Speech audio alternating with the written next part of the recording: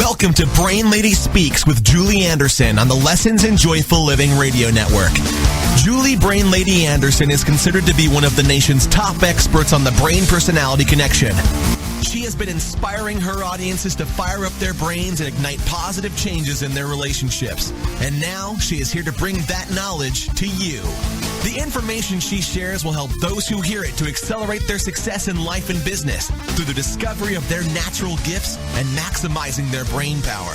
When you learn to tap into the potential of your natural gifts and the power of the brain-mind connection, there is no limit to what you can accomplish. Today and every Wednesday on Brain Lady Speaks, you'll explore the latest findings to see how they have practical application in your life. And now, get ready to join Julie Anderson on Brain Lady Speaks on the Lessons in Joyful Living Radio Network. Take it away, Julie. Good morning, good morning, good morning, good morning. Welcome to the Brain Lady Speaks radio show. This is Julie Brain Lady Anderson here with you today on May 4th, the first Wednesday in May. Thank you for spending this time with me. We have an exciting month. I love it. We're going into now our 5th month of the show and enjoying every moment of it, having lots of fun with lots of guests and lots of neuroscience practically applied in our lives to help us to live better, happier lives. And we have a lot of exciting stuff going on this month. We're actually going to have 3 different guests on the show. We're going to talk about, let me look at my schedule here. We're going to talk more as the month goes on about music therapy. We started on music and the brain last week. We talked a bit about that, and we're going to deal more with the actual therapeutic benefit of music and how it's being actively done in psychology and with kids and trauma and brain disorders and whatnot. So we're going to have a lot of fun. We're going to have a special guest on this month regarding that. We're going to have another guest that's going to be talking about suicide prevention. So a couple of weeks ago, we talked about managing depression. But what if that depression is really, really, really serious? What if there are suicidal thoughts? Well, we're going to have a guest speaker who has a personal experience with losing someone in her family. We're going to have her on this month. And then we're going to have a specialist on, or a gal who is going to talk about brain health and stroke prevention. She actually experienced a stroke at a very young age in her 30s. And so she's going to be on, and we're going to talk about practical ways that we can keep our brain healthy and prevent that. So we've got just a really exciting month lined out for you, as well as our show today. But before we get to the show today, before we get started, I want to look at our monthly calendar. If you've listened to the first show of every month, I always take a look at the things that are happening as a business consultant.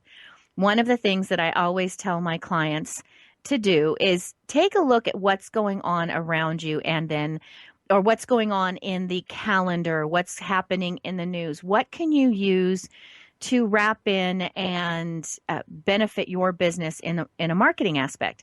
So I always say, look at the calendar and then work your posts, your blog posts, your articles you write, the things that you talk about on social media around what is happening, because these are trending things. These are things that lots of people are talking about, and that's going to help you get more exposure in your business.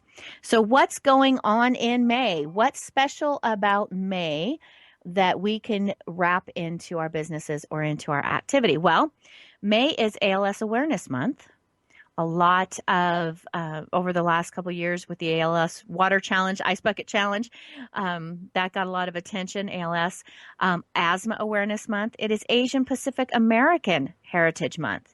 So perhaps you can wrap that in there. It's Motorcycle Awareness Month. Woohoo! There's some fun you can do there. Stroke Awareness Month. Okay, see, I'm going to wrap that into my theme as part of what I'm doing during the month in an interview, right? It is also considered Jewish Heritage Month. Now, some of the days that that are special during the month of May, well, did you know that yesterday was Teacher Appreciation Day? Can you wrap that into something that you're writing about during the week or into your theme for your posts and your podcasts or whatnot for the week? Of course, tomorrow is Cinco de Mayo. You have Mother's Day on the 8th. You have Armed Forces Day and Memorial Day on the 21st and the 30th. And here's a fun one. Did you know that May 28th is National Burger Day? I bet you didn't. I didn't even know there was such a thing as National Burger Day, but there is. So what can you do? How can you have some fun with that and wrap those in? So those are some things that I just want to make you, as a business coach, I want to make you aware of coming up during the month of May, and how you might be able to wrap those into your marketing for the month, or in your themes for the month, and get better exposure on the web. Okay, so let's switch back over to neuroscience and to the topic that we're going to be talking about today. And our topic for today is the neuroscience of resilience. So what is it that makes us bounce back? What is it that helps us to have a strong bounce back muscle when we go through something traumatic? And it's not the same in all people. There are definitely individuals who tend to be more resilient, and they tend to bounce back faster or deal with stresses in their lives better. And there are those that, according to some research, roughly 10% of the population that never bounce back, that suffer with PTSD or have something traumatic happen in their life, and they just can't ever move past that. So what we're going to discuss on the show today is we're going to review what happens to our brain during trauma, and why some people have a better ability to control that reaction in the brain. And then we're going to talk about some of the research coming out of neuroscience, and what is it showing us, what is science showing us goes on in the brain in that traumatic state, during that stress state, and then what happens that brings our brain back to an emotional equilibrium, if you will. So what are the chemical reactions within the brain that calm our brain back down, or give us the ability to come back into focus? And how much of that is within our control? We're going to discuss that. How much of that can you and I control in getting those the correct hormones, or the correct neurochemicals to respond in the brain to bring yourself out of a traumatic situation? And then, can we improve this bounce back muscle? Are there techniques? Are there things that we can do where we can actually train it? Or is there medical therapy? Is there not just counseling, but is there a pill that one day we'll be able to take during a traumatic situation, and boom, it's going to bring our brain back into an emotional equilibrium, if you want to call it that. So those are the things that we're going to discuss today on the show. We're going to talk about that a little bit, and then we're going to do some proactive steps at the end. You know, I always like to stop on a positive note. I don't want to always just depress people during the call by talking about all the damage that can happen, but I want to talk about some of the very positive things that we can do to bring ourselves, or to make our lives better, to use this neuroscience to improve our life, our businesses, and our relationships, and how we interact and deal with ourselves and with others. So that's going to be the focus of the show today. And I want to remind everyone, before we get into the body of the show, I want to remind everyone, please reach out to me. Stay in contact with me. Follow me on the social media outlets, whether that is Brain Lady on Twitter, or Purple Brain Lady on Facebook. That's my business page. That's my fan page. That's where I post a lot of cool things and information about the show, as well as blogs and articles that I write, or bits of information, articles. A lot of times I'll share articles and videos that other people have done that I find very beneficial, that I think you'll benefit from. So I share a lot of that on there. So reach out and connect with me in those. I'm also on LinkedIn, Brain Lady on LinkedIn, and email me. If you have an idea for a show, if you've read a really cool article, maybe you've been reading cognitive neuroscience articles or scientific articles, or maybe just had an experience in your life that you think would be a good topic for the program, or you know of someone that might be a good interview for the program, reach out to me. Email me at info at yourbestmindonline. So yourbestmindonline.com. and we'll see if we can't wrap it into the program somehow or get it on the calendar. Maybe you have someone who has dealt with stroke or has dealt with suicide loss. Those are things that you can share with me, and if we can fit them into the program, or if you want to share your story, maybe we can wrap them into something that we're currently have planned. We're going to have a lot of parenting coming up in the future, a lot of stuff on understanding the brain of your children and being a good parent, using neuroscience to help us become better parents. And that's going to be a lot of the focus in June. So reach out to me, touch bases with me, share with me your ideas, and get ready to get comfortable. We're going to cut out to break here in just a minute, and then we're going to come back and talk about resiliency. So heat up your tea or coffee, get your water, wet your whistle, and come back to me with me after the break on the Brain Lady Speaks radio show.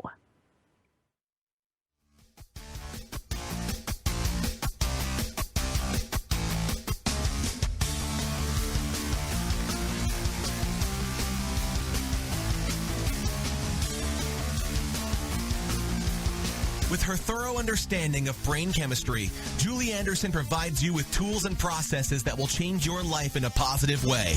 Julie uniquely blends science and psychology when she shares her knowledge and information with businesses, entrepreneurs, women's groups, and families to improve workplace morale and productivity, parents creating dynamic relationships with their children, and women achieving more in life and business. Julie Anderson will be right back with Brain Lady Speaks on the Lessons in Joyful Living Radio Network. Imagine what your life would be like if you could master the thoughts in your head that hold you back, the thoughts that prevent you from living the very best version of the life you're here to live, the very best business that you're here to create.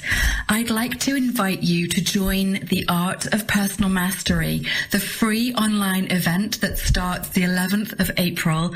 All you have to do to join is to go to www.theartofpersonalmastery.com, enter your name, your email, click Get Access, and I'll share with you how to join me and 21 leading experts from around the world talking about how to break your bad habits, create powerful new ones, master your mindset and your actions to create the life you're here to live. I'll see you there. www.theartofpersonalmastery.com. I'll see you soon.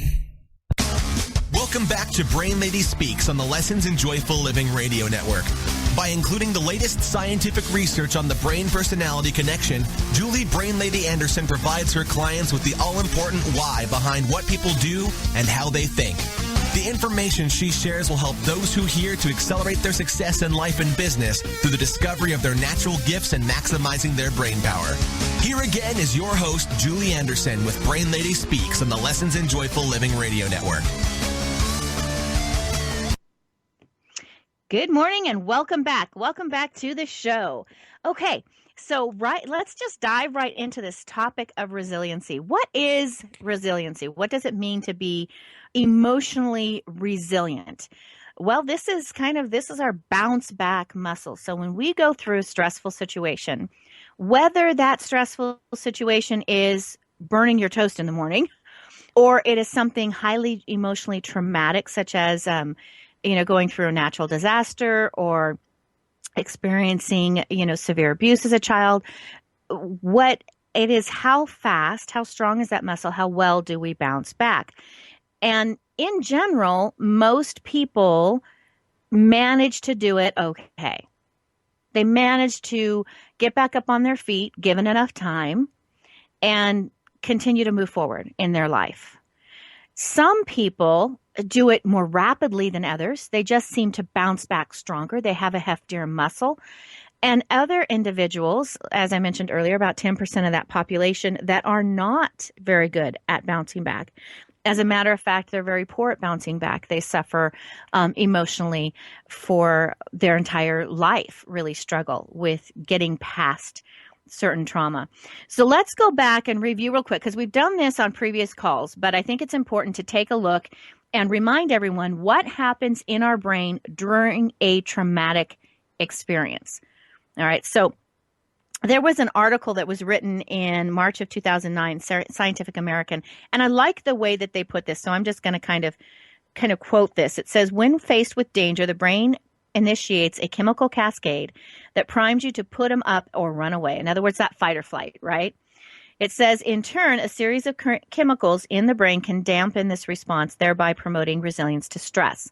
So that's what we're going to be talking about today, is that. But on what actually happens is this cycle, this stress response begins when this message goes from the amygdala that there is a dangerous situation, and it releases a chemical. The hypothalamus releases corticotropin releasing hormone that causes the pituitary gland to secrete ACTH, basically adrenaline, okay? Gets the adrenal glands involved and releases cortisol into the body. Now, all of this gives you that strength, that power to get up and respond to a challenging situation. So if there's a tsunami coming and you have to run really fast to get to high ground, right? This stress response is life-saving. It gives you that adrenaline that surges through your body, that takes all of the focus out of the non-essential, what it considers at that very moment, the non-essential functions, digestion. It kind of stops all of that type of thing, even body temperature regulation. It like stops all of those functions, because in a survival mode, those are considered non-essential functions. And then you run faster to get away from danger. And then hopefully within a quick amount of time, your bounce back muscle kicks in and you come back to this emotional equilibrium, if you will. But this is very damaging. We discussed this before on the show.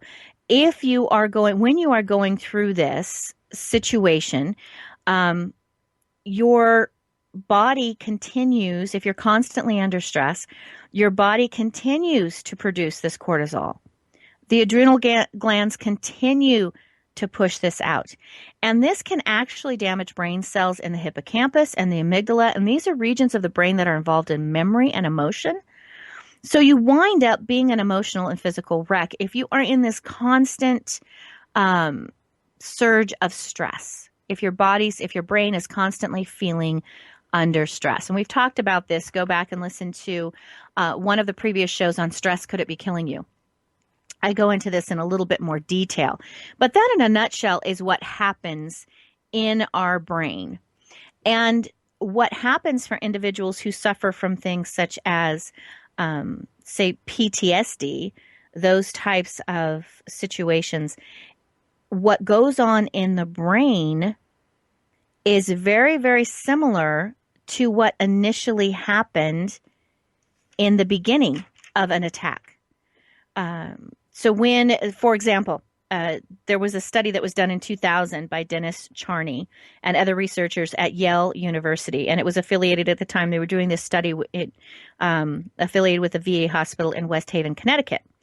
And they found that intense stress of mock interrogations, so these were not situations that were real, they were false, and the veterans knew, or the soldiers knew this. They had higher levels of different chemicals in their body, and their brain responded very similar to the original, to what really happens in the brain when you're going through a real situation.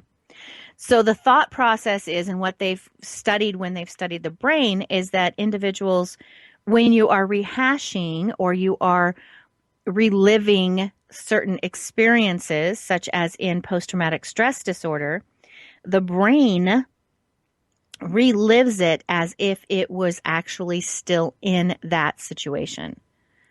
So those symptoms that initially take place in the first experience will continue to flush those hormones in the brain, the same as when it actually happened.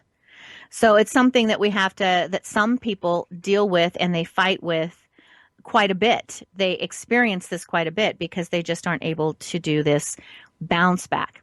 But there's some great information coming out as to how these things what the brain actually does when it's flipping it, when it's doing the opposite, when it's bringing the brain back down to normalcy. But before we get to that, I want to talk about why is it that some people have a stronger bounce back ability than others. Well, part of it may be these chemicals that I'm going to talk about when we come back from the next break. But part of it could be, in my opinion, and the opinion of some of my colleagues, individuals that are experts in this field, that it has to do with your brain personality connection. And some individuals, their brains are wired, they're just wired differently. They're wired with a stronger muscle. Or perhaps the experience that they experienced, the traumatic experience that set things off for them in the beginning, cut them deeper, if you will, in their brain than someone else. For example, let me paint this for you. They've done studies where there have been siblings who have been raised in the exact same dysfunctional situation, abusive atmosphere growing up. And they will find that one of the siblings will move into adulthood and really go on to live a fairly quote unquote normal, emotionally normal life. Whereas another sibling who experienced the same abuses or the same traumatic life growing up, well, they don't tend to bounce back as well. As a matter of fact, they may stay ruminating in this negative emotional state. So a lot of study and research has been done on why is it that one sibling can get past it and the other sibling can't. Well, I want you to think about your individual brain personality connection and how that could possibly be affecting the situation. So we talked about, again, on one of the past shows, we talked about your sensory modality. So how is it that your brain processes information most efficiently and effectively? Through which sense?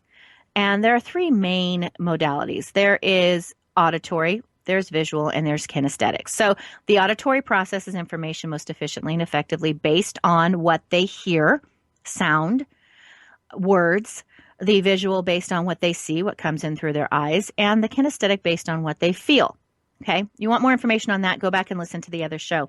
But in short, that is, you have one of these that it just hits your brain faster and deeper. So here's the thought process. If I am an auditory and my sister is a kinesthetic, and we grow up in the same traumatic atmosphere, and that atmosphere is flooded primarily with a lot of yelling, a lot of negative words, a lot of you're not worthy, those types of things, it's possible that the auditory individual may have a more difficult time bouncing back than the kinesthetic individual because the auditory individual was hurt deeper. Their brain processed that pain a little bit deeper than the kinesthetic. And the same would be true if there is physical or sexual abuse. The opposite would be true. The auditory may be able to move past that traumatic experience in their life with a little bit greater ease than the kinesthetic, because the kinesthetic has a brain that responds to touch deeper and with more emotion. So for the kinesthetic to be physically or sexually abused is going to hurt more in the brain than for the auditory. Does that make sense? So if your brain is more sensitive in certain areas and it is abused in that area of sensitivity, it is going to have a harder time flexing its bounce back muscle because it's going to be cut a little bit deeper. Your brain's main processing center is going to be cut a little bit deeper. All right. The same as if you have what I call that nurturer brain personality connection or brain quadrant dominance.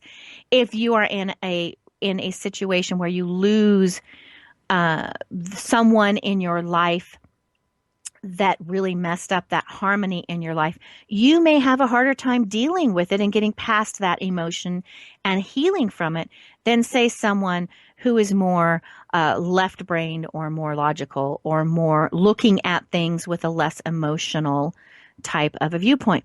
So this is one line of working theory that some psychologists and brain personality connection experts are looking at in why it is that some people bounce back better than others.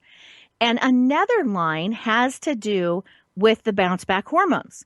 So science has been able to identify chemicals that are in your brain, proteins that get developed in your brain or in your body that help you to bounce back better. And what we're going to do, so that's one line of thinking as to why you might be more damaged, is this psychological brain personality connection factor. And the other is this, do you have more of those chemicals in your body and in your brain to help you bounce back better? So we're going to discuss that part when we come back from break. And then we're going to finish up at the end of the show as some practical things that we can do to exercise that muscle. If we're not naturally gifted with a strong, resilient muscle, then how can we exercise it? So we are about halfway through the show at this point. Again, take a break, get up, stand, dance for a minute to the tunes that are going to come on, and join me after the break on the Brain Lady Speaks radio show.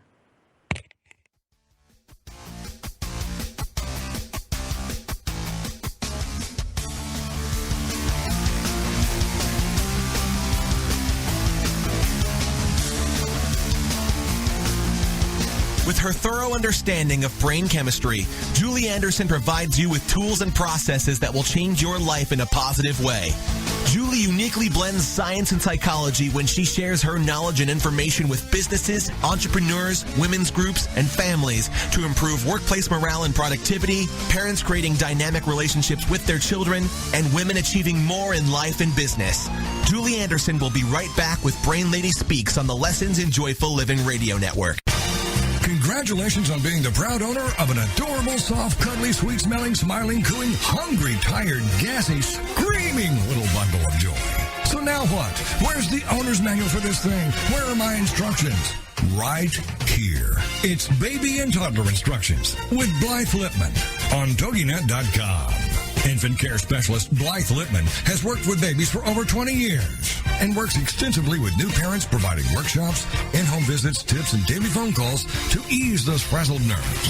With Baby and Toddler Instructions, you can get the advice you need on how to survive and enjoy your baby's first year.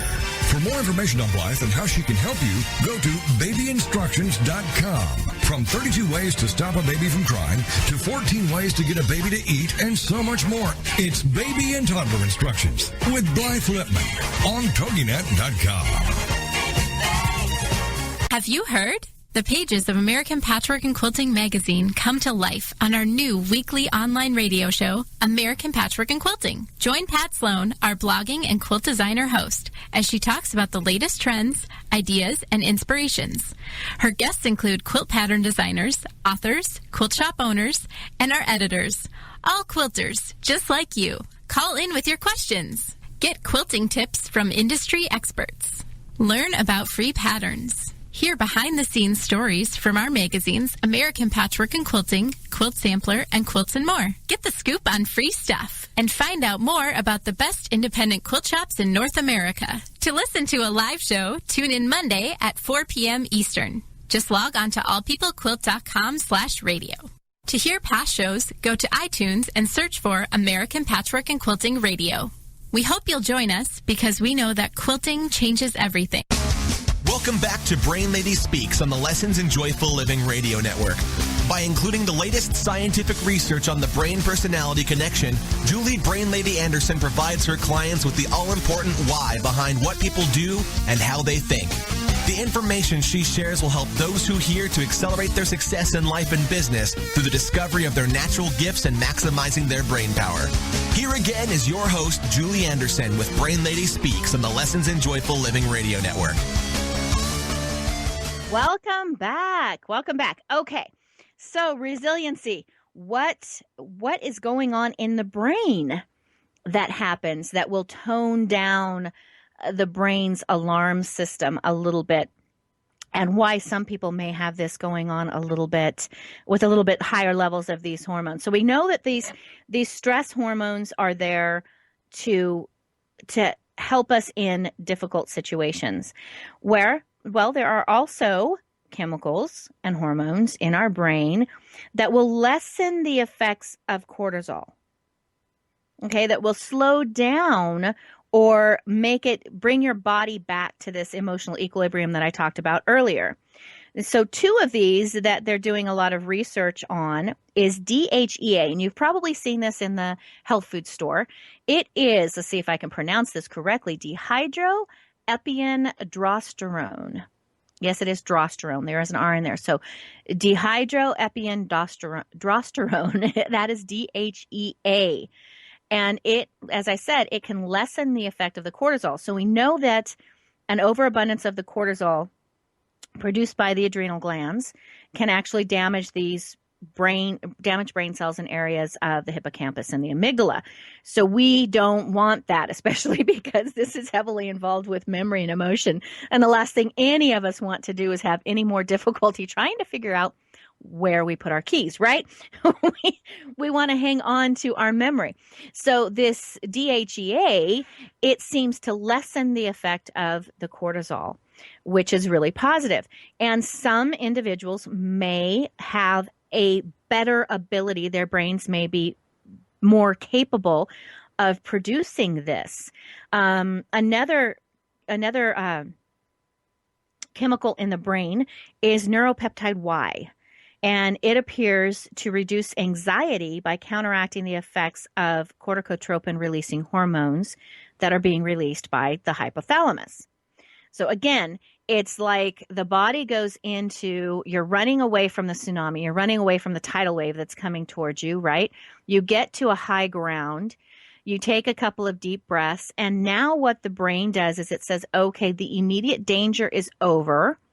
So I'm going to switch on DHEA and neuropeptide Y in the body so that it's going to counter effect all of these hormones that I just sent into the body to get you into a safe place.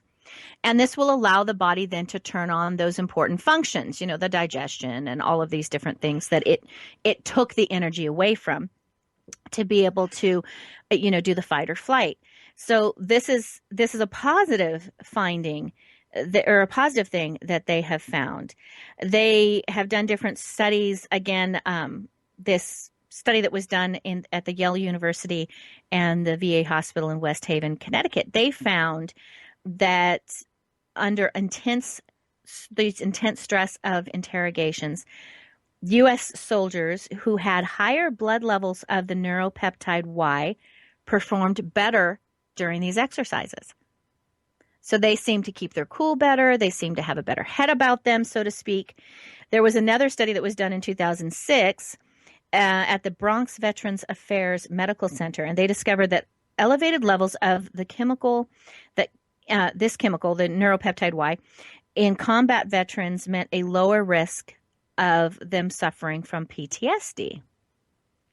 So there could be not only connected to the experiences that we have in our life, our brain personality connection, so what portions of our brain are most sensitive in different situations, but also how well does our body produce these hormones or these chemicals in the brain. There's a bunch of studies. There's another study that is being done on a protein called delta phos B. And this was being done at Mount Sinai Medical Center. And they found that this delta phos B appears to protect mice and possibly humans against stress induced from being alone and isolated or threatened by more aggressive mice. So this particular delta phos B acts as a molecular switch that turns on a whole set of genes, inducing the production of proteins that they encode that register high levels of resilience in rodents, and was deficient. This is interesting.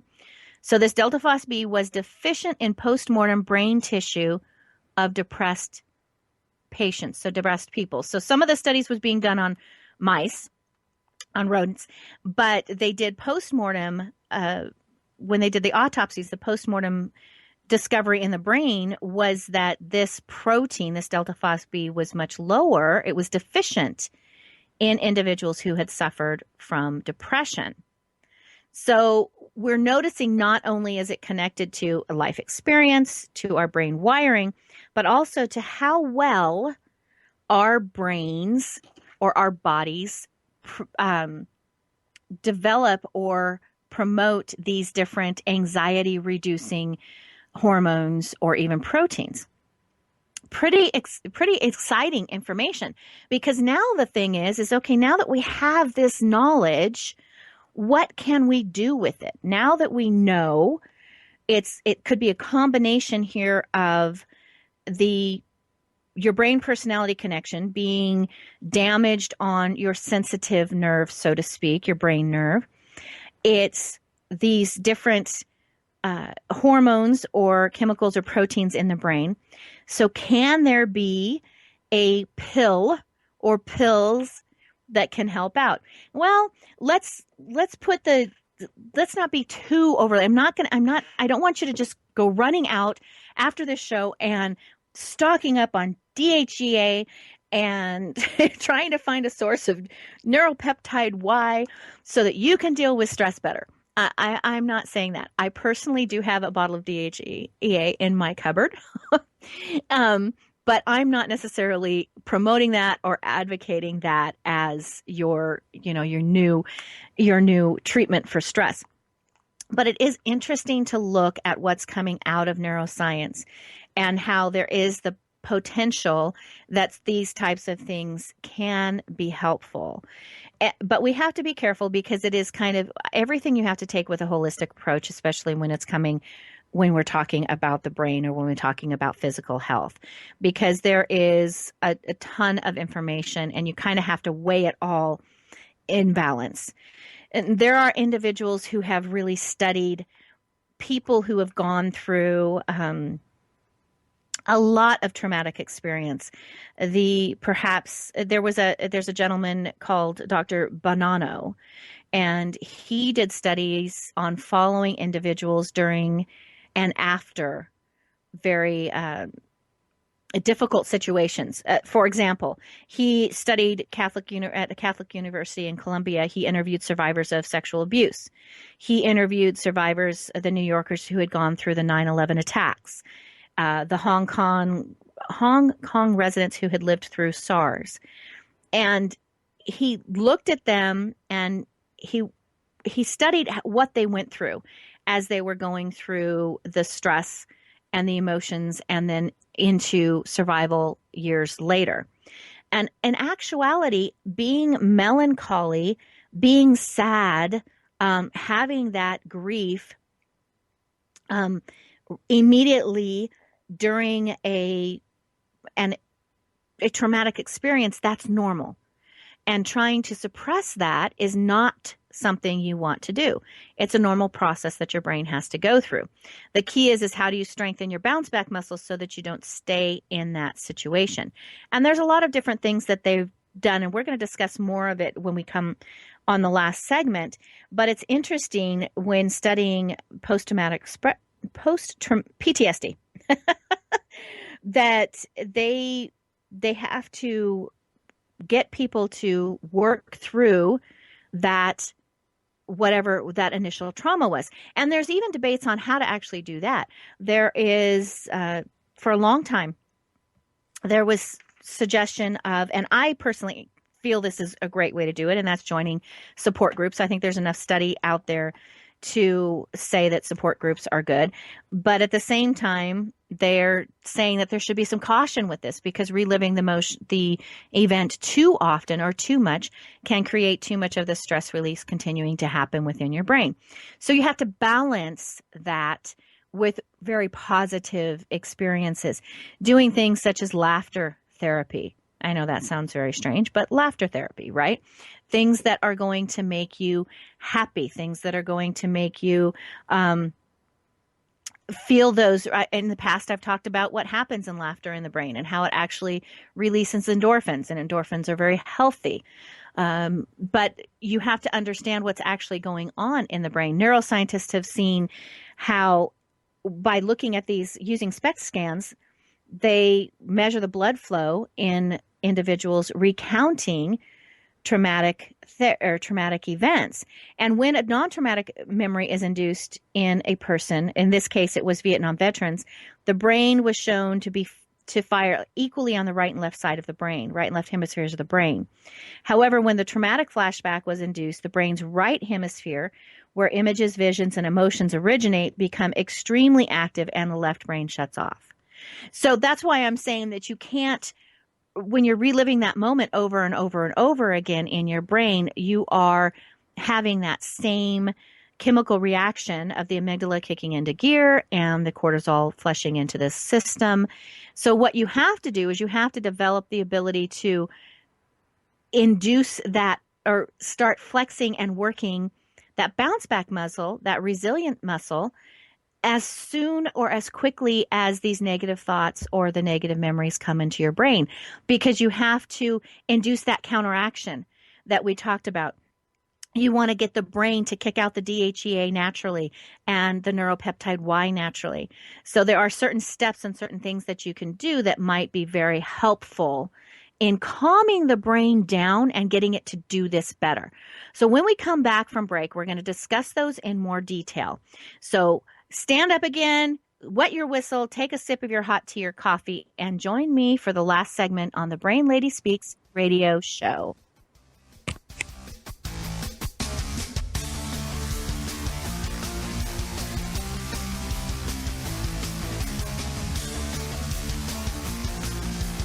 With her thorough understanding of brain chemistry, Julie Anderson provides you with tools and processes that will change your life in a positive way. Julie uniquely blends science and psychology when she shares her knowledge and information with businesses, entrepreneurs, women's groups, and families to improve workplace morale and productivity, parents creating dynamic relationships with their children, and women achieving more in life and business. Julie Anderson will be right back with Brain Lady Speaks on the Lessons in Joyful Living Radio Network. Imagine what your life would be like if you could master the thoughts in your head that hold you back, the thoughts that prevent you from living the very best version of the life you're here to live, the very best business that you're here to create. I'd like to invite you to join the Art of Personal Mastery, the free online event that starts the 11th of April. All you have to do to join is to go to www.theartofpersonalmastery.com, enter your name, your email, click Get Access, and I'll share with you how to join me and 21 leading experts from around the world talking about how to break your bad habits, create powerful new ones, master your mindset and your actions to create the life you're here to live. I'll see you there. www.theartofpersonalmastery.com. I'll see you soon. Welcome back to Brain Lady Speaks on the Lessons in Joyful Living Radio Network. By including the latest scientific research on the brain-personality connection, Julie Brain Lady Anderson provides her clients with the all-important why behind what people do and how they think. The information she shares will help those who hear to accelerate their success in life and business through the discovery of their natural gifts and maximizing their brain power. Here again is your host, Julie Anderson, with Brain Lady Speaks on the Lessons in Joyful Living Radio Network. Welcome back. Welcome back. Okay. So last segment of the Brain Lady Speaks radio show. Let's get to some proactive stuff. So we know that in the brain, there's this chemical reaction that takes place. Possibly, if you want to add the DHEA into your vitamin routine, that's your decision. I'm not saying that it's going to cure everything. I'm just saying it might help to deal with excessive cortisol in your body, which is promoted by stress. But there are also a lot of functional, proactive things that we can do in our day-to-day life. Dr. Mark Galston, he has worked with suicidal teens and trained FBI and police hostage negotiators. And he says that what ultimately heals people is the ability to integrate all three circuitries in the brain. And what he means by all three circuitries in the brain is when you are able to engage your thinking portion of the brain and engage the emotion portion of the brain, the right and left hemisphere, and then what some people call the reptilian brain, that portion of the brain that houses the amygdala that engages the fight and flight.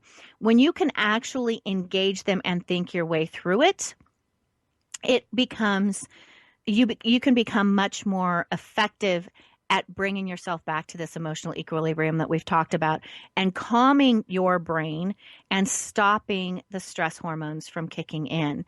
There is actually a huge program that Penn State was doing. It's a resiliency training that was developed to help in the U.S. Army, to help soldiers that were going overseas. And the idea was to actually arm people before they experience something traumatic, to encourage help the person to develop this resiliency muscle before they even really needed to use it, and help them to develop their own coping abilities rather than dealing with it all afterwards.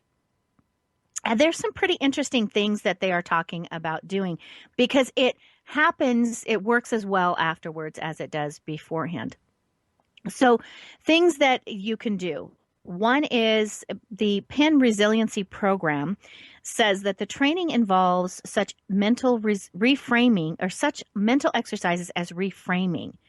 So reframing the situation into a positive light. Now, sometimes you're going to say, well, how can you look at the death of someone in a positive light? How can you look at sexual abuse as a child in a positive light? Well, look at how it has strengthened your personality, or how it has formed the person that you are today based on the life experiences that you have gone through and that you have survived through. When they did this and they helped there was this Penn Resiliency Program, they did evaluations on in 21 different studies on over 2,400 children from the ages of 8 to 15. And they showed success in preventing depression and anxiety. So teaching kids ahead of time, if something bad happens, how can I always look at the silver lining, so to speak? How can I reframe this situation to look at the positive?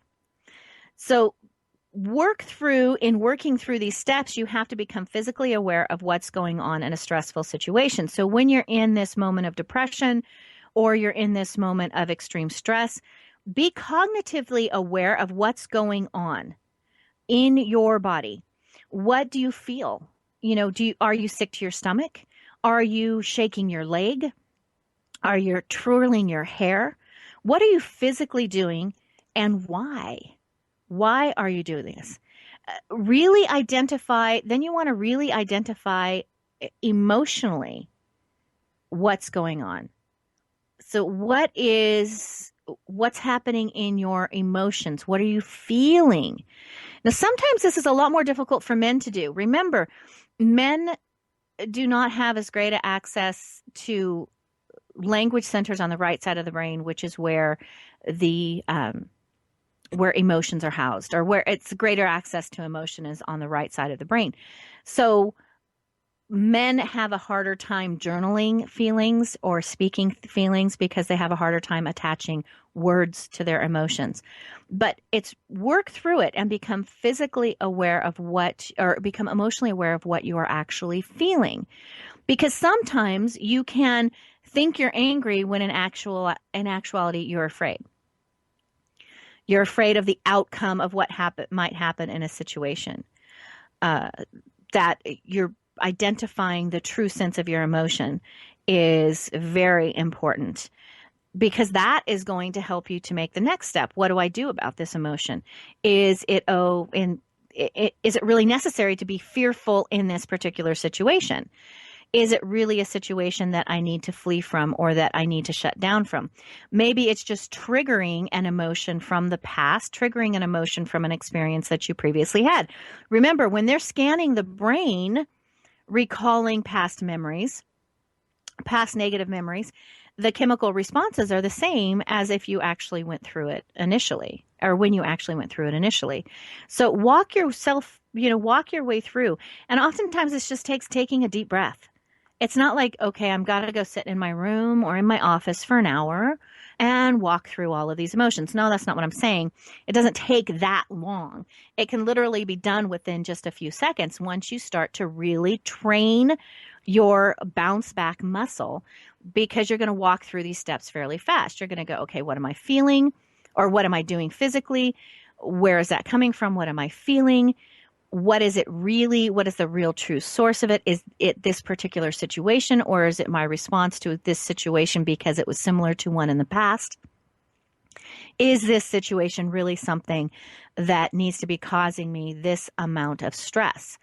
And then you train yourself to think of alternative feelings or alternative situation or alternative ways of dealing with it.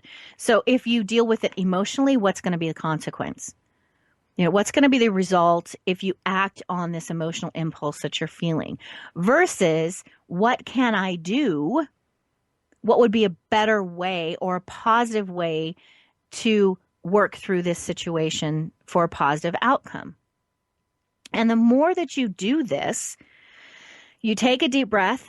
It's kind of like when you misbehaved as a child and your parent looked at you and said, take a deep breath and count to 10. What that does is it gives your thinking brain time to catch up with your emotional brain, because the emotional brain works something like 80,000 times faster. I mean, it works like way faster than your thinking brain. So your emotions kick in long before you really realize what's going on. So by taking a deep breath and really just counting for a few minutes, thinking about it, it helps your thinking brain to catch up with what's going on in your emotional brain and to sort through the situation. And this is a really good way to start flexing and exercising that resiliency or that bounce back muscle, as I like to call it, because that is what is going to help you to realize that the current situation you may be reacting to based on your experience from a past situation. Okay, so that's a really good exercise to go through when you're trying to build this muscle. And living your life, I've harped on this so many times before. I'm all about the positivity and all about really doing everything you can to think positive and act positive in different situations. And you're going to experience a healthier, happier life if you do that. So it's all about, identifying what you're going through and then using it for a positive outcome. So how can I, next time this situation happens, I'm going to be better prepared. I'm going to be able to identify it easier, and it's going to connect better, or I'm going to make that cognitive connection better on how to deal with it in a much more positive way. And every time you do this, think about what's happening in your brain. Remember, I talked about those hormones and the proteins. So every time you take that deep breath, and you start to think your way through a certain situation, guess what? Your brain is creating and it's setting off more DHEA. You are training it to release more neuropeptide Y. So even if you're not taking it as a supplement or getting a shot of it or taking it in an energy drink, right? You are able to actually train your brain to calm itself down and to work its way through different situations. And in this way, you are flexing, you are exercising that resiliency muscle, that bounce back muscle, which is the stronger it gets, the quicker you will train your brain to work its way into an emotional equilibrium faster, thus reducing that dastardly stress response damage that takes place in the body when cortisol is flushed into the system. Okay. All right. We are just about out of time for the show for today. So I want to wrap things up. I hope this information has been very helpful to you. Again, if you have any questions, you want to know where I got the information from, then, shoot me an email.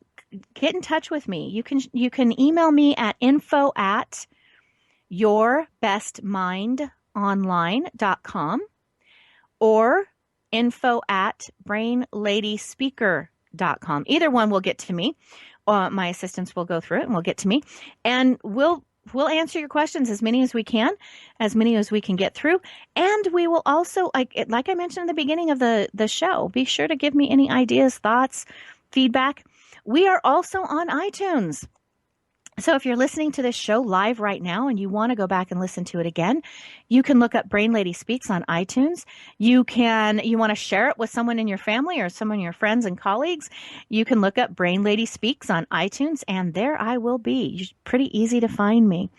So work with that. Go back and listen to some of those other shows that I talked about that go into more on the communication styles, the sensory modalities in the brain. And the show on stress was a really good one. We did some real positive work on that one too, is different things that you can do to train your brain to reduce the stress in your life and make yourself happier and healthier. Okay, so be sure you mark the calendar for the upcoming shows. Remember, we have someone coming on talking about, we're going to be doing an interview of a stroke survivor who actually, she went through stroke very young. And how her diet, how to adjust your diet to reduce your risk factor in that. Suicide prevention, lots of exciting stuff for this month. And don't forget to visit the website. Go to yourbestmindonline.com. As a matter of fact, there is a little mini a little sensory modality worksheet that you can go through, little test that you can go through that's listed on yourbestmindonline.com. So you can take those, and there's also some free downloads, some fun sheets information sheets that you can download as well. So go over and visit the website, yourbestmindonline.com, and connect with me on all of those social media outlets, LinkedIn, Facebook, all those fun things. And until next week, I want you to have a really positive, healthy, happy week. Do some of those exercises, work that resilience, that bounce back muscle. And until next Wednesday, have an amazing time. Brain Lady Julie signing off.